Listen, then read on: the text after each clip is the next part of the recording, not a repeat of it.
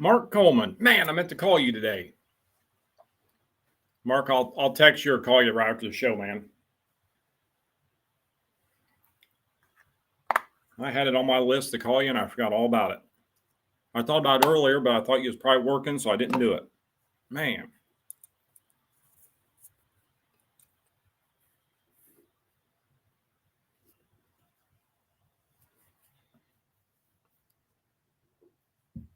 Let's get a few people on here real quick. I've been having people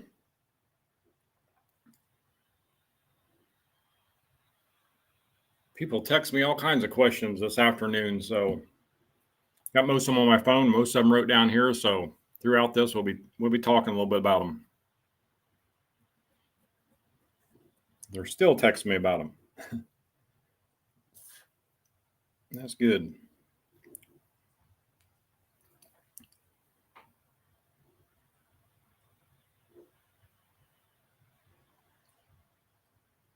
Man, Mark been stung by a yellow jacket. I don't know if I've ever been stung by a yellow jacket or not. I got caught up with some hornets and a bunch of them one time mowing, and then the ground hornets. Oh my, they lit me up working ground for a food plot one time. Scott, I wish I knew where the rain was, buddy. Jason, good to see you on here, bud. Man, if I could make it rain, I'd be a millionaire in a hurry.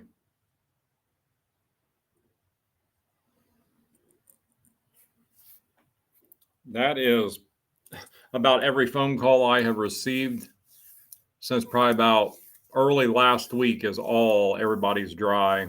Don't know what to do. Planting, stuff germinated, burn up. Some stuff won't even germinate.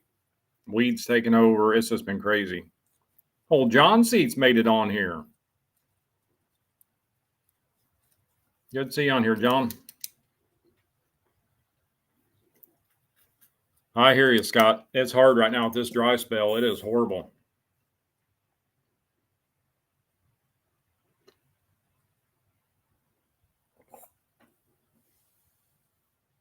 Jason, I hear your plots burned up in Ohio. I know. I was talking to Cody Jarrett a couple days ago, and we were talking about his plots down there, and I was talking actually Danny Robinson too.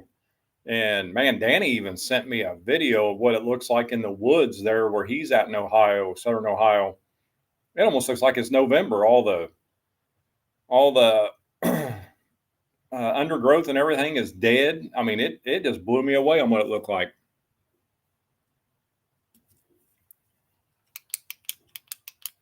Scott getting this late. Wheat, oats, cereal, rye. That's about all you're going to throw in there, man. Get something out of it. Yeah, Jason, that's crazy. Them woods being wide open there. We had that 2 years ago here, I think. I know the opening day of bow season in October, you would have swore by looking at the woods, even the leaves that fell from the big trees, you would have swore it was mid-November. It was just unbelievable. You couldn't walk through the woods quite if you had to.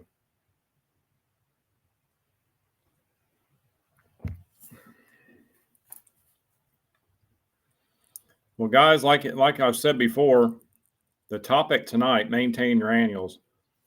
This is actually a pretty easy one, pretty short. There's not a lot to it. We'll kind of discuss it here shortly. And feel free to throw some questions my way, anything you need to ask.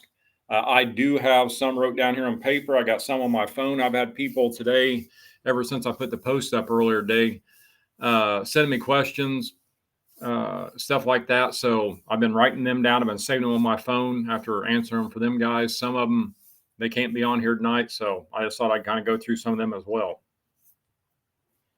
Because again, there ain't a lot to do maintaining. There ain't nothing to do when you're not getting any rain. That's the bad thing. Jeff Johnson, good to see you, bud.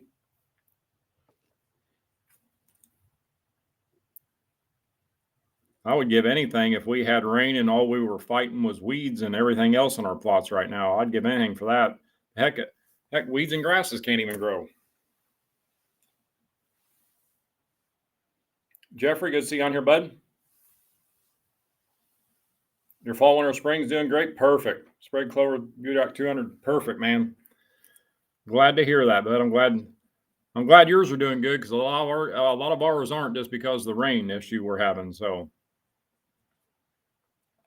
it was funny. I was talking to a gentleman today. I had a meeting over in Indiana, and he was from the Cayuga area, and they have been getting hammered through rain through there. I'm actually 10 miles, 15 miles west of there. My property is due south of there about 10 miles. And the house I can't get rain, and the property I can't get rain, but that strip going right through there in the middle is getting rain. They're wet. They have been all summer long. It's just crazy how spotty it's been.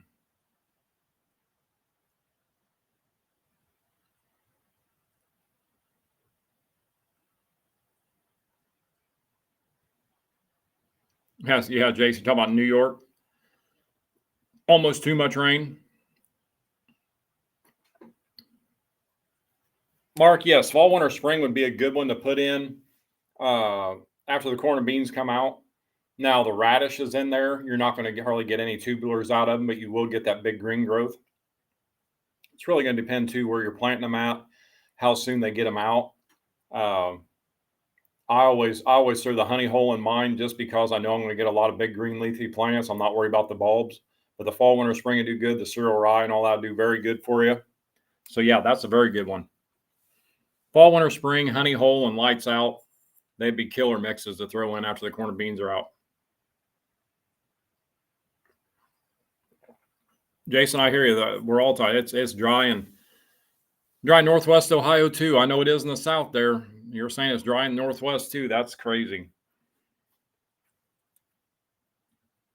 All right, let's talk about a little bit about this topic we got tonight, and then we'd like to say, you guys ask me some questions if you have any. I'm more than happy to help you any way I can.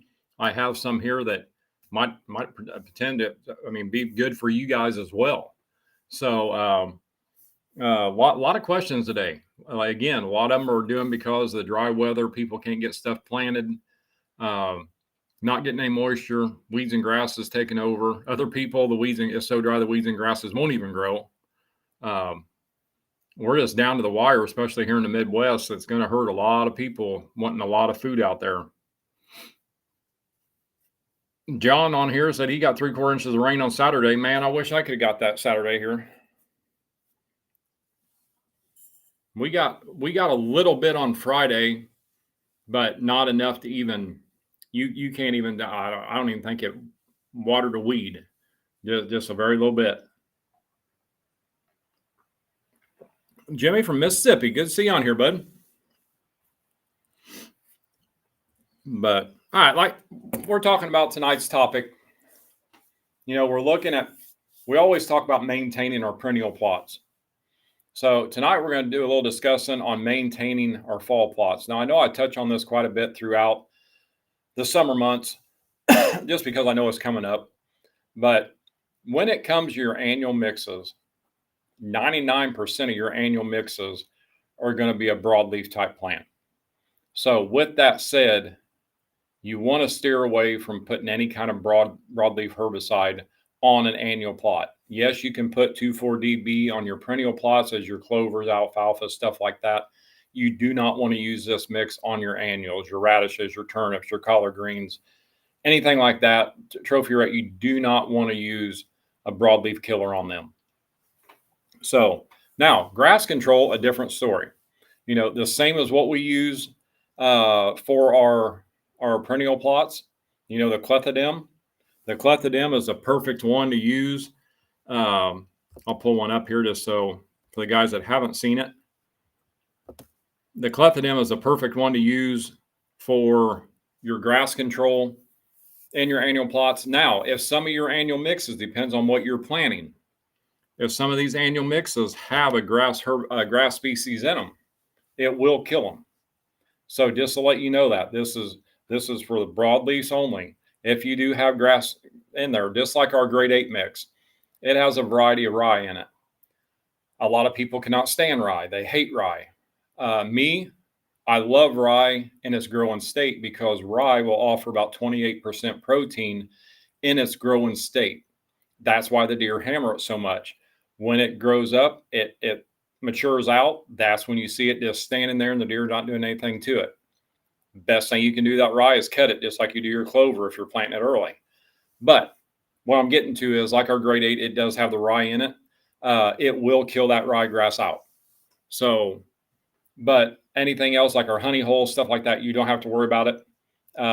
Now, there is other companies. If you're planting another company's product, make sure there's not some kind of grass species in there that you want to keep in there before you spray a grass herbicide like clethodim on there. But it'll work out very well to help grasses. Usually in a annual plot, if we're getting the rain and it's a good growing season, which is not,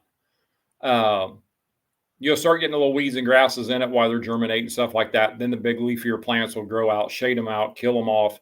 You don't have that much of an issue. You have more issue with grass than you do weeds 99% of the time. But the clethodim will take care of that. Again, if there's a grass species in there you want to keep in there, do not use clethodim or any other type of grass herbicide on them annual mixes because you will kill that grass species out of there. Now, if it comes down to like a call I had today of certain broadleafs coming up in a guy's honey hole plot, you can go in and spot spray if it ain't terribly too bad. If you just have little broadleafs here and there, if you don't want to pluck them out, whatever, you can spot spray them with Liberty or Roundup or something like that. Do not spray 2,4-D on them, but the Roundup, Liberty, which is my favorite, you can go through there with a hand pump up sprayer and just give them a little dose on each plant. It'll kill it out of there. Sometimes you do that. It's just as easy to walk through there and just rip them up out of the ground. But you can do whichever one. But you can spot spray for weeds as long as you don't get, you might kill a couple of plants right there around it with overspray. But that's the only way you want to try to take care of these. Now, a lot of people use IMOX on their perennial plots, their clovers or alfalfas, which kills the weeds and grasses. Do not use this on an annual plot because that IMOX has a weed herbicide mixed in with it. That's why you can kill both with it at one pass. Do not spray IMOX on an annual plot because you will kill the broadleaves that you got planted in there. So now with me, I think I got one here. The Jolt fertilizer, that's actually what I'm putting in with every single one of my spray.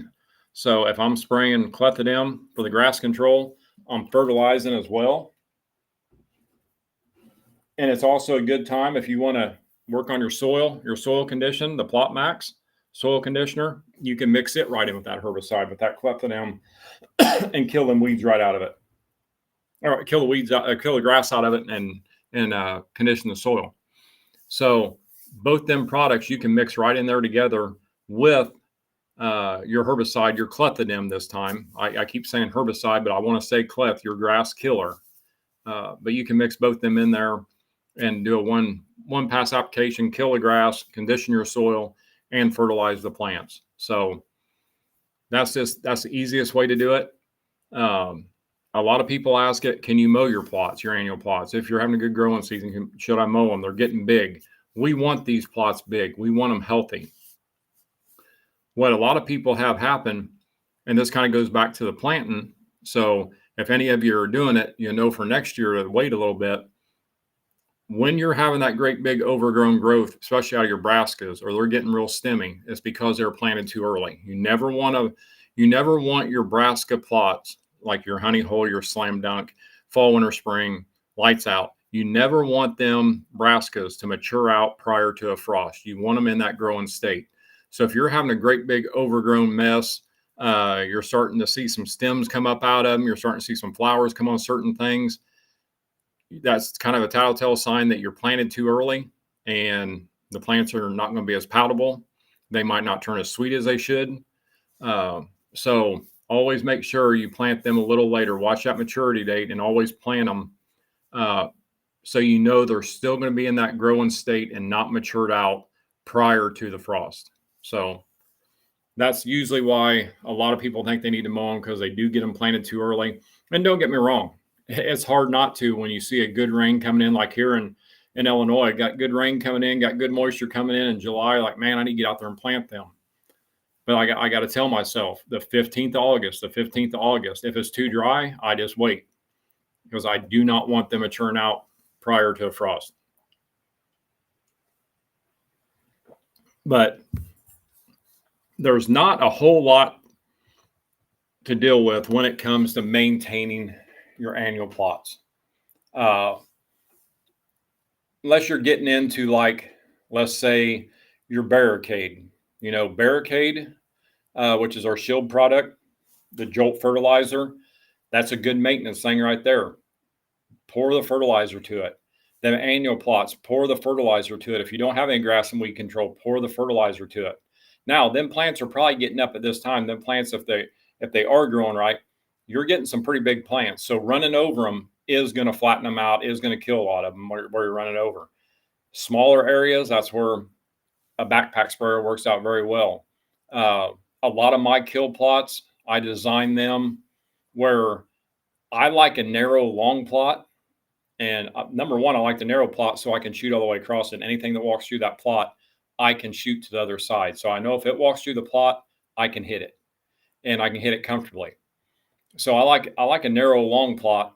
And in doing that, I have trails down both sides. So I can actually drive down both sides with my wand on the side by side, and I can spray half of that plot as I'm going down one side, come around, come back the other. I can spray the other side. So I can give it a good dosing, just like I do my barricade, with that wand by driving down the edge of it. Now, if it's a 6-acre field, that's a different story.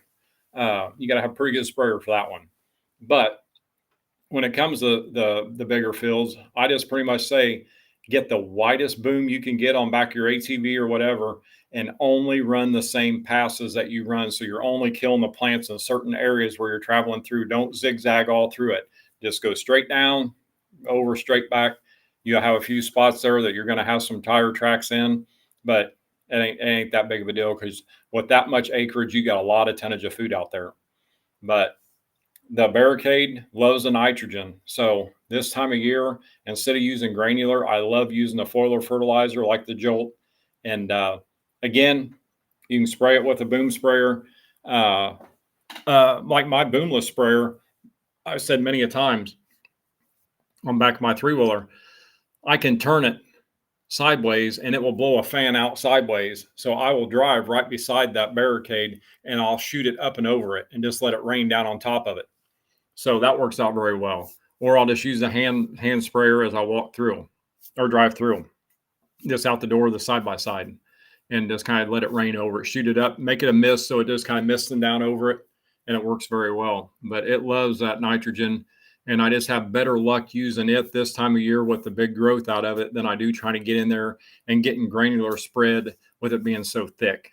So that's why I like using the foiler as well. But and the same too as in on the food plots.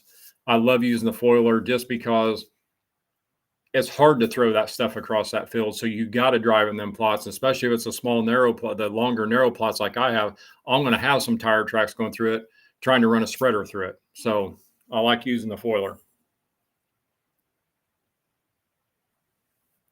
Let's see what we got on here real quick, guys.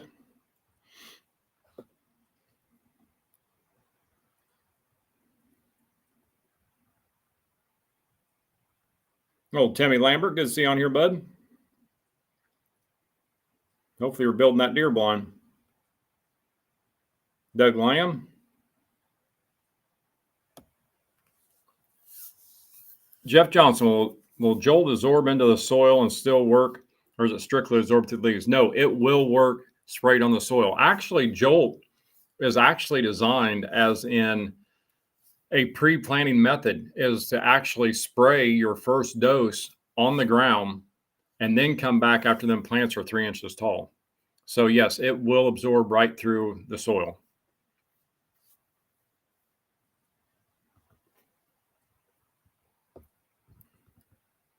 We kind of touched over this just a few minutes ago.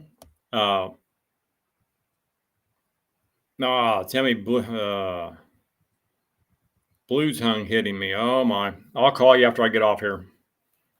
That's not good because I can smell something out here in the cornfield, which is scaring me to death, and I can't find it. So I haven't been down by the river yet today. But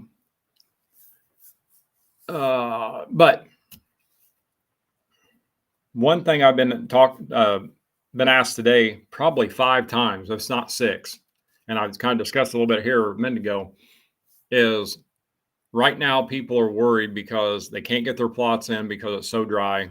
They're afraid to waste the seed. No rain in the forecast like it is here. I just looked at the 15-day forecast and it's nothing. Fall type temperatures, but no rain. I'd pray for some 100-degree weather right now to bring in some storms. But the biggest thing I can say right now is yeah, that seed will lay dormant in the soil. If you plant it, it will lay dormant in the soil. The bigger seeds are probably going to get stolen by the birds. The little seeds will lay there dormant, just waiting on that rain. But getting pretty late. So if you haven't planted right now, I mean, and on this, I'm not gonna tell you not to plant turnips, not to plant radishes, because you still get some green growth out of them. Like our lights out, our forage oat and our turnip works very well. The cereal rye is going to work very well with our fall, winter, spring. But again, forage oats, cereal rye, they're bigger seeds that the birds love, especially turkeys. They will destroy them if they're sitting out there with no moisture on them, not getting any kind of germination out of them. You're going to lose a lot of seeds right now just letting them sit. What I highly recommend is just waiting and not put anything in the ground. And if it was me, I would just hold off right now. I would not plant anything until I knew or hopefully knew there was some rain coming in. And I don't care if it's October 1st, if it's coming in here in Illinois. If you don't have any lights out, you don't have any fall, winter, spring, go and just buy you some plain old horse oats from your farm store. Buy you a 50-pound bag for $11 and get out there and just spread the living crap out of them over that plot, just to give you some green coming up that them deer can eat on. Not trying to take money away from us, but I'm just trying to help you out and save you some money there. Our forage oats and our lights out, one of the best out there. I love them. It does have the turnips in them, but getting real late, you're not going to hardly have any growth out of them turnips that late. Or the oats, or just plain cereal rye. Go to your farm store, buy you some oats, horse oats, and just get out there and seed them in right on the rain. If it's raining, go out and do it in the rain so they start getting embedded into the soil. Just give yourself something there to grow. It's not going to be a catalog cover picture, but it's going to give you something there for them deer to feed on. And I've done it many a times. I've done it many years as getting in there. I've actually went over plots that I planted and they grown up and that dried out and they burn up. I will just go buy a 50-pound bag and just start filling the big bulks, and I'll just start just hammering the plot with them. And the birds are going to come in, eat on them, the whole 9 yards, overseed them heavy, which you never hear me say that. But on this application, overseed them heavy and do it. If it's not raining, make sure it's going to rain before you walk out there. So just to get some good seed to soil contact with them, because the birds will destroy them. But it's just getting late in the game, guys, especially if you guys up north. It's really getting late in the game. All right, what we got here?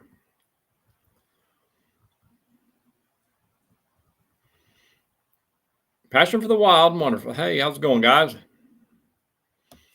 Robert, old buddy Robert on here. Planted Southern Greens last Saturday, and our season ends the first Saturday of January.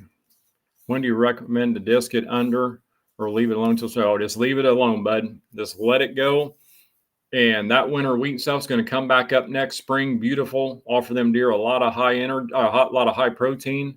Just let it go and let it come back next year. Certain things are going to come back in it and feed the wildlife for you.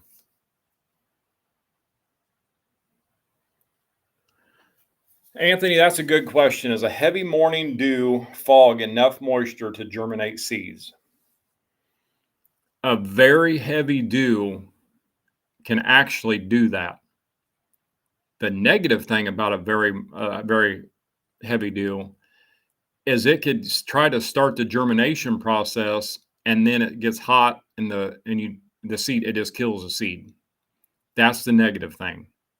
As in being enough to get the seed up, germinated up and growing. No, that's not.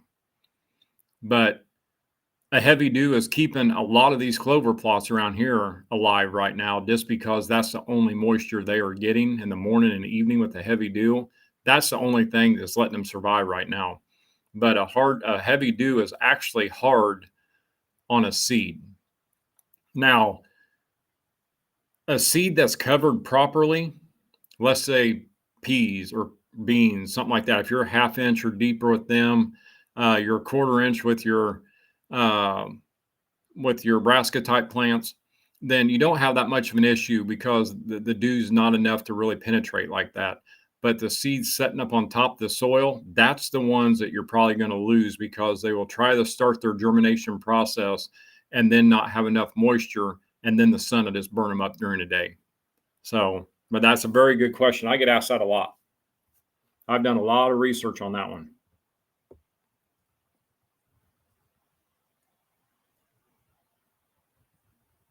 Now, like Mark's talking about, now I don't know where his at, but in a backwoods type area, more of a shaded area, you can get by with that heavy dew and hopefully getting them plants going.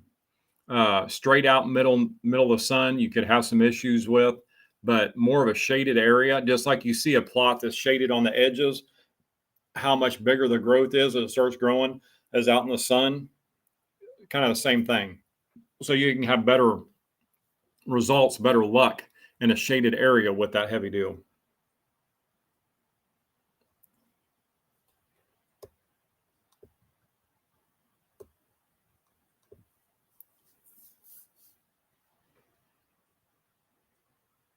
Old Jeffrey Dollar had a 6-point buck in front yard clover patch. You sound like me having clover patch in your front yard. I like that. Also, an apple tree there. Planning to spray Jolt this week. Absolutely. That Jolt worked perfect, especially on that apple tree. That it'll really get that apple tree going.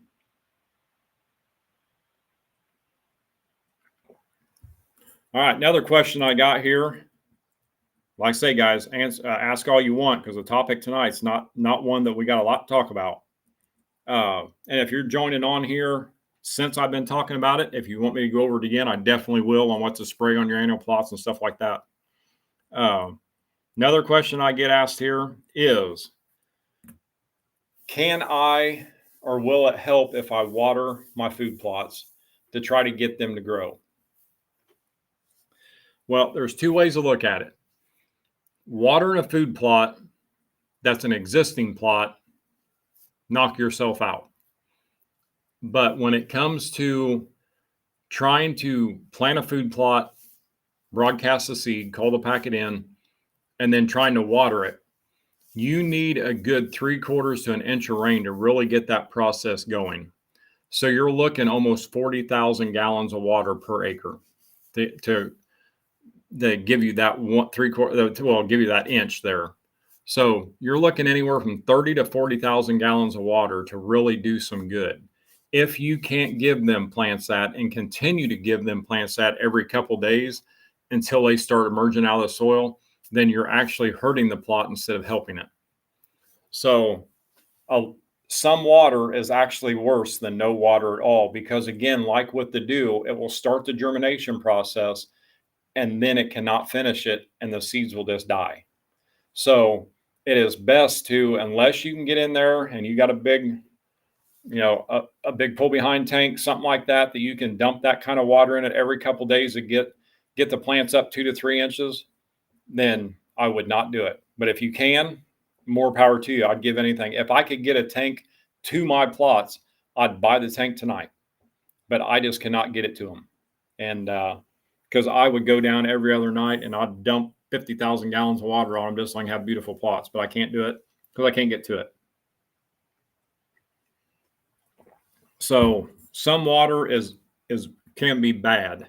Now on existing plots, you can spray it. You're not going to do a whole lot of good spraying existing plots unless you can give them a good half-inch of rain per acre or so. You're not, especially in a dry season, and you got to give it to them constant. You can't just give it to them and wait a month or wait 3 weeks. You got to continue doing it to really get that going. So we can watch here what we're dry as a bone. We get a half-inch of rain, and within 4 or 5 hours, 6 hours, you can't even tell it even rained. It's soaking it up so quick. It's not doing nothing for these plants. So yeah, don't get me wrong, it's better than nothing, but it's not doing what these plants need. So you got to continue giving them that.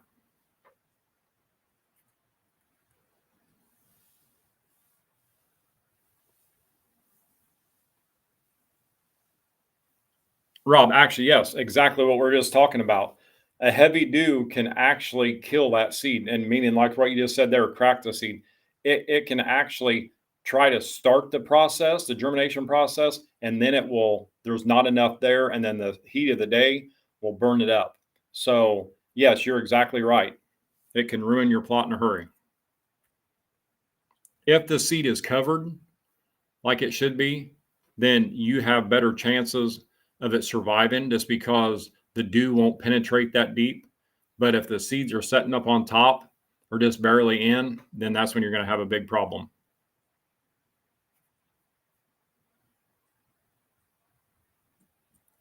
Now, kind of going with the maintaining the food plots here, one of the questions I received today is how late can I spray Jolt, the liquid fertilizer, on my plots? As long as them plants are in their growing state and haven't matured out, you can spray them. If you're planting an annual mix, a brassica mix, the proper way, where it's not going to mature out prior to a frost, then you can spray it all the way till you get your first heavy frost. The plant will only benefit. But if it's not in its growing state, then it will not be any good. It will not, if it's not in the growing state, it will not absorb it in, and it's just going to lay there. So kind of like I just had an issue with a gentleman the other day that needed some grasses killed out of a food plot. And the plot is pretty much gone. It's burned up. Grass is all in it. But the grasses are dormant. They're stunned. I mean, there's no moisture. They're not even growing. Just like the jolt, not be able to get in, not be able to intake the jolt in through the plant when it's mature. Same way with spraying a herbicide on a grass or a weed herbicide on weeds that are dormant, that are not in the growing state. You will not kill them. You might yellow them, you might wilt them, but they're not going to absorb everything in to give you that good hard kill. So that's where anything you spray, long as it's on a living plant, that's anything foliar, that is going to be your best results.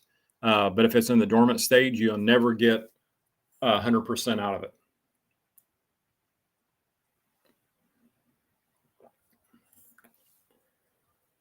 Mark Coleman's asking, what is the ideal time of year to test your soil's pH? Well, for me, I'm putting my lime on early. So when I go do lime, what I like looking for is, if the good Lord willing, I'm already bucked out and I don't have to worry about my food plots in December, January. And I'm hoping I'm bucked out by then so I can start my food plot preparation. That's when I'm going in and taking my soil test. I'll go through right there with a pick, bust some soil out of the top layers if it's froze. I'll do my soil test there, because that's when I'm going to be getting ready to start applying my lime. So I like applying my lime for my spring plots as soon as that weather starts, what everybody wants to call the frost seeding time. When you start getting the freeze at night and thaw during the day, that's when I'm wanting to get my lime on, because I know it's going to take about 3 months to break down. So I want that lime on there and doing its thing way ahead of the game. So now my annual plots that I'm going to plant in the fall, I'm going in usually about April, May, and I'll go in there, take my soil test, and then I will get the lime on them ASAP, because I want that lime to be broke down, the pH raised up before I plant in August. So you can actually do a soil test anytime you want, but you always want to you want to get your lime on 2 to 3 months ahead of planting, just so you're going to get better results. 3 months is prime. Now if you're using ag lime, you're at 6 months. You're looking about 6 months ahead of time. But with pelletized lime, you're getting right in there to that 3 month time. So long as you get out there and do your soil test whenever you want, but just more focus on getting the lime put on 3 months ahead of time if you're using pelletized lime, or 6 months ahead of time using ag lime.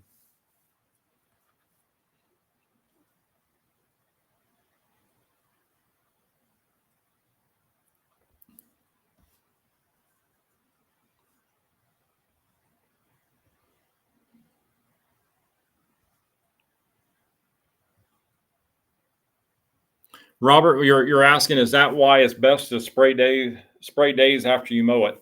You're probably talking about your fertilizer, stuff like that, like the Jolt or the Clover Fuel, stuff like that, or your herbicide. When you come to a foliar fertilizer, you get best results as it sucks it in through the leaf of the plant. So like, say you're going out there and cutting your clover, you can go out there and cut that clover, give it 4 or 5 days, the leaves will start coming back out on it, the new growth will start sprouting, and it's going to give more for that plant, that liquid to grab a hold of, then it will suck it into that root system. You're still going to have good results even if it hits the ground, but you get better the more vegetation that you actually have there for the foliar fertilizer to adhere to.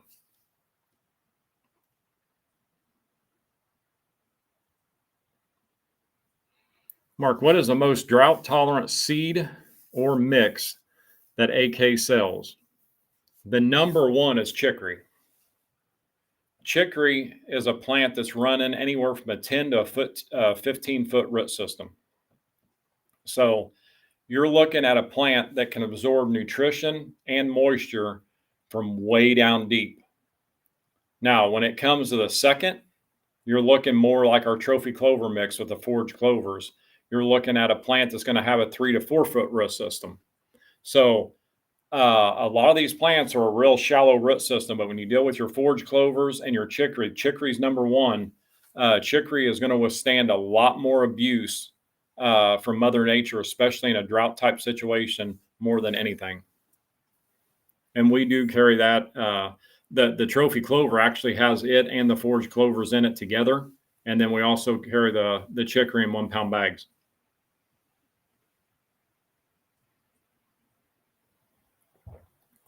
Jason's asking, how long does pelletized lime last? It's really going to depend on what you're planting. If you're planting your clovers, your alfalfas, stuff like that, you can get quite a few years out of without losing a lot. Very minimal loss. Now, I mean, my trophy clover plot, one of my trophy clover plots, when I test the soil every spring, I'm looking at, I lose maybe a 0.2 at the most throughout the year. Now, when you're talking brassica plots, they will suck it dry. You're normally adding lime every single year, especially with the honey hole, the grade 8 slam dunk, fall, winter, spring. Fall, winter, spring, not as bad, but it still does. The cereal rye is such a good soil builder. But when it comes to a brassica plots will suck them dry. That's why they say always rotate after 2 to 3 years. Everybody says 3 years. I say 2. I like rotating mine just because they will suck every nutrient out of that soil within a couple of years. So it's just really dependent on what you plant and what's going to take the most out of it. And brassicas is definitely going to take the most out of it.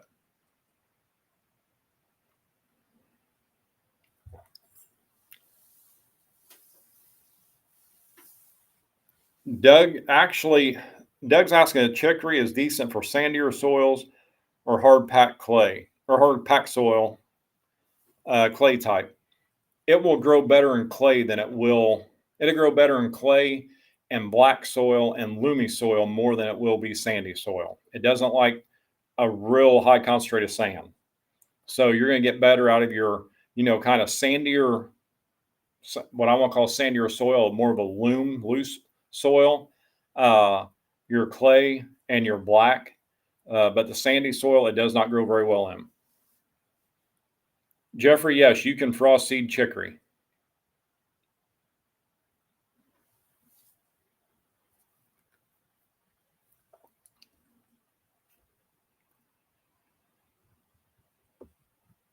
Now, I do have a question here that a gentleman sent me today asking.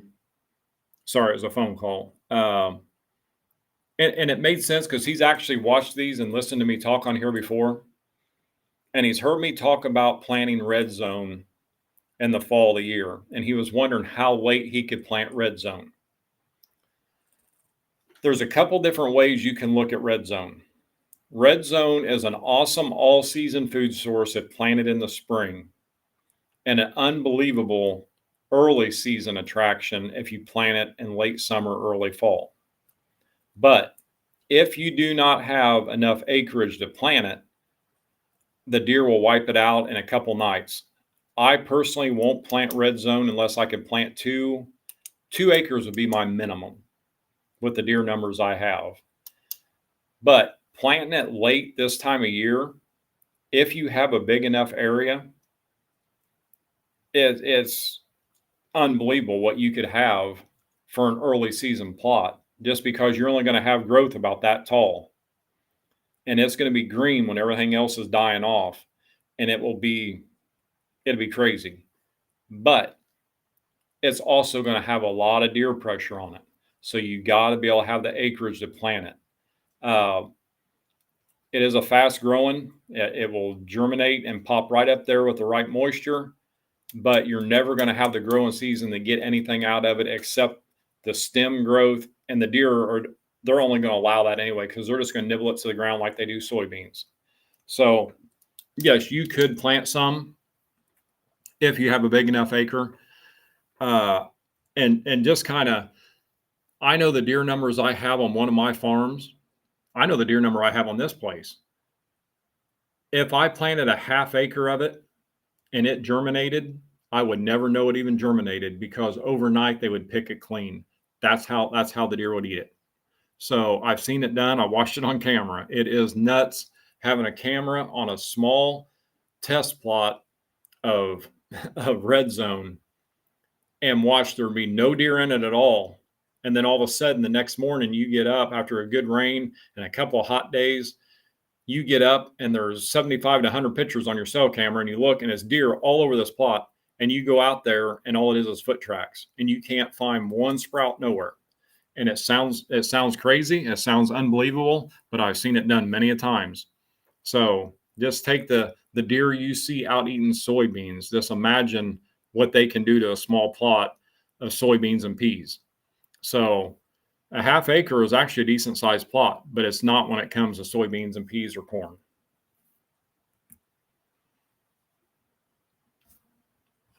Let me see if I missed anything here, guys.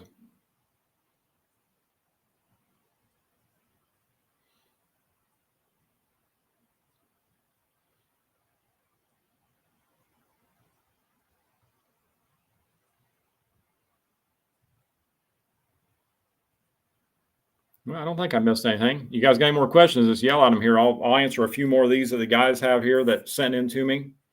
We got, looks like about 10 more minutes to go. And just to let you guys know, in 2 weeks, Troy, good to see you, bud. In 2 weeks, it will actually be the last Turnin Dirt show for the season. Some people's going to ask why. Well, that's going to be the end of September, and the 1st of October is hunting season. So what do you think Rob's going to be doing every Tuesday night after October 1st? So, and I can't talk quiet enough to be sitting in a tree stand and talk to you guys on here. So, but no, this is when we shut them down every year. The end of September is always the last one. We fire them back up in the spring. I'll probably start back in February. But the show in 2 weeks, giveaways. I'm just going to say tune in because I'm going to have a lot of stuff on here. Definitely going to do some good giveaways. Got quite a few of these bad boys here that we're going to be giving away. Got some coffee mugs we're going to be giving away. Odd and end things we're going to give away. Got some hats we're going to give away. But yeah, you definitely want to hop on here for that. Kind of a little farewell deal, but again, and at that show, I will give everybody that doesn't have it.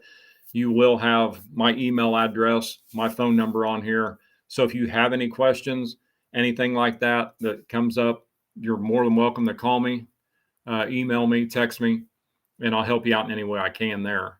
So my phone's always on. It's starting to die down some right now. I'm running 2 phones right now, and these last 2 months have been brutal. It's just like Mark Coleman on here. I was going to call him earlier today, but the phones wouldn't shut up, and I forgot all about it until I seen his name on here. It's just crazy right now. But any other time, if it wasn't a drought, it'd already be slowed down, and I'd just be dealing with the people in the southern states. But right now, I'm still dealing with everybody with the drought situation here. So it's just finally starting to ease into it. And when hunting season starts, nobody cares about their food plots anyway. Then all they care about sitting in tree stands. So it'll be good to go. So, but yeah, I'll give all that information on here next week. All you guys can get a hold of me anytime you want. So, but a lot of giveaways. I might even do a giveaway like every 5 minutes. You never know. 10 minutes. You never know what I might do. And I promise you it's going to be an easy one to win because I ain't smart enough to think about a hard one. So I'm just a dumb old food plotter. I don't know much about games. Sean, good to see you on here, bud. Ask him, when is the last time you would mow a clover plot? I live in Michigan. You're probably getting pretty close to there, bud. Weather is going to play a big factor in it. If you think that you got a good 3 weeks or longer prior to your first frost and you're getting plenty moisture, I would have no trouble mowing it. But if you're not getting the moisture and you think you're going to get a frost sooner than that, I would leave it alone. So it's this kind of Mother Nature is kind of playing with you right now. You just don't know. You definitely don't want to mow it, and then all of a sudden you have a cold spell come in, throw your first frost up there in a couple weeks, and make that plant go dormant. You want to get all the growth out of it you can. So lightly mowing it, if you just need the tops taken off of it, I wouldn't worry about 2 weeks. But if you're going to mow it down and for some weed control or grass control or something like that, thicken the plot up, I'd definitely give 3 weeks to a month of growth before your first frost.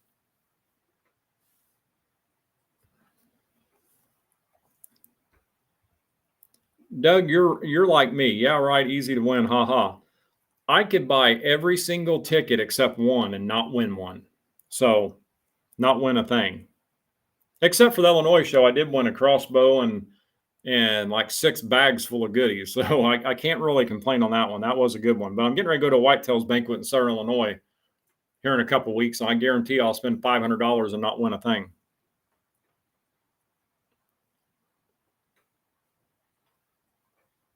Robert, yes, we are. We are. Actually, I've been talking to our marketing agency about it. We are looking into some kind of an AK club, members only type club, similar to a pro staff, but different. It's to the point now that our budget meeting is actually tomorrow for 2025. So after that, we can really get in with corporate and kind of weigh out the options of how we can do things and what we can actually do on the computer system, as in orders and stuff like that. For what I'm thinking, I really can't discuss it that much, but what I'm thinking, I just want to be able to make sure it can work through our website. So without, spending bukus of money trying to make it work. So, but we are definitely going to do something. I'm going to change up a lot of things this coming year in our pro staff and a lot of different things. It's really time to, how do I want to say it?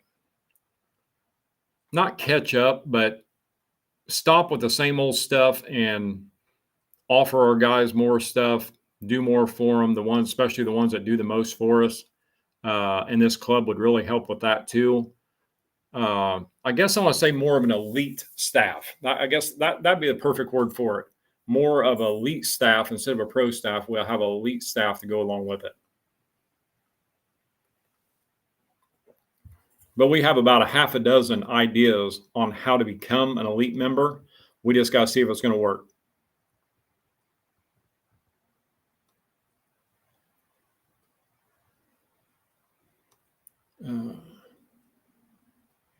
Mark Coleman, Robbie is going to be running a camera with his wife's hunt. No, Robbie don't run cameras. There ain't no way.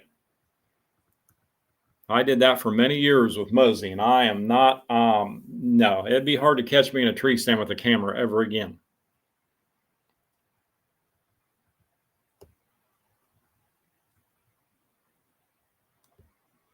Doug, do you put stands on the plots or transition areas? Transition areas, bud.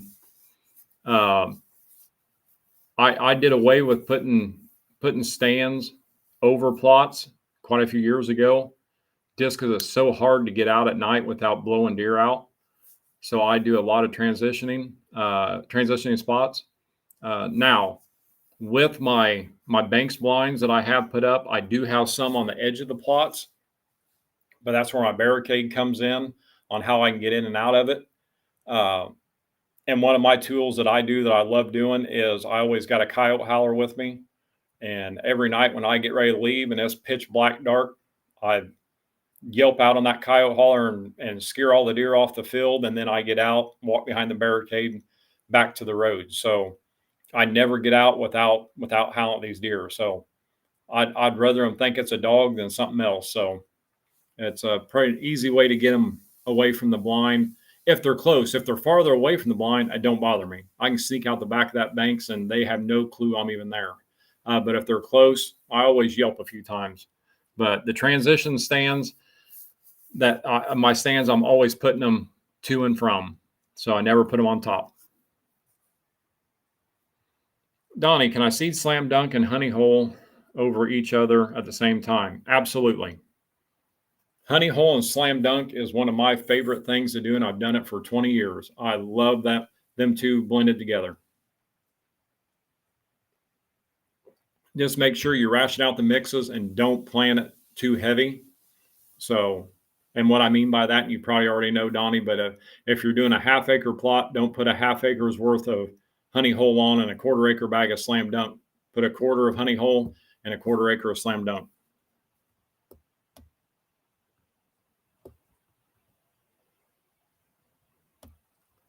Jeffrey, does barricade come back as an annual? No, it does not. Barricade is an annual. It's not a perennial, but no, it's a one and done. It's not a perennial plant.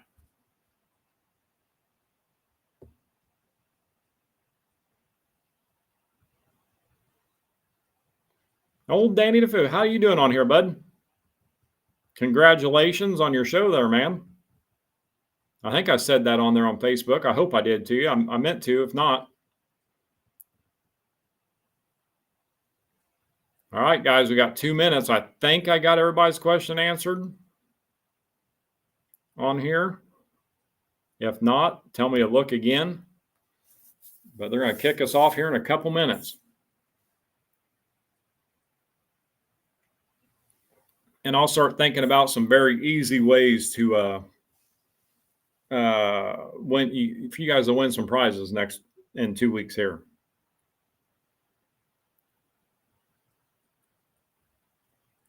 Chris, in the wet season, asking if I ever use urea on my brassicas yet. I do during the growing season when I'm getting plenty of moisture. I'll run urea on them, but if I'm not getting the moisture, I will not, because I don't want to take a chance of burning them. As long as I'm getting the rain and moisture, yeah, I pour it to it.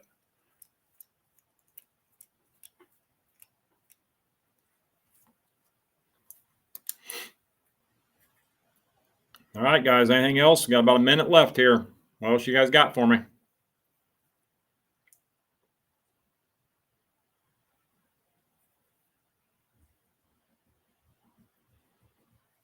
All right, guys. We're going to get off here.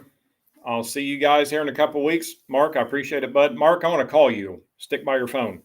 I'll see you guys here in a couple of weeks. Again, we're going to have a bunch of stuff for you guys to win and get it over to you. It'll be good to go. So I will talk to you guys soon. Have a good night, and I'll be praying for you to get some rain.